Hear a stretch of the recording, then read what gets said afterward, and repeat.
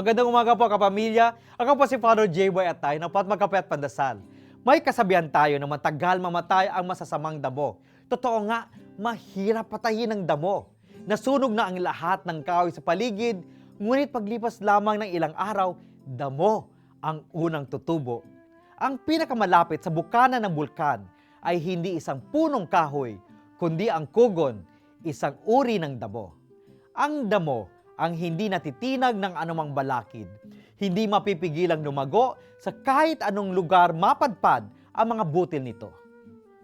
Tulad ng damo, inilalabas ng panahon ng Kwaresma ang panloob nating lakas upang mabuhay. Unti-unti nating hinaharap ang mga balakid sa ating paglago. Binabalata ng Kwaresma ang ating pagkatao upang makita natin ang pinakatotoo at pinakarurok ng ating mga puso.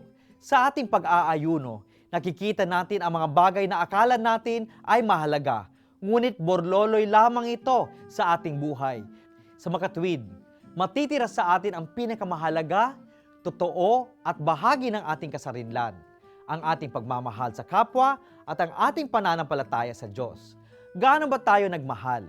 Paano ba tayo nagmamahal? At ano pa ang kailangan nating gawin upang mas lalo pa tayong maging mapagmahal? Manalangin po tayo.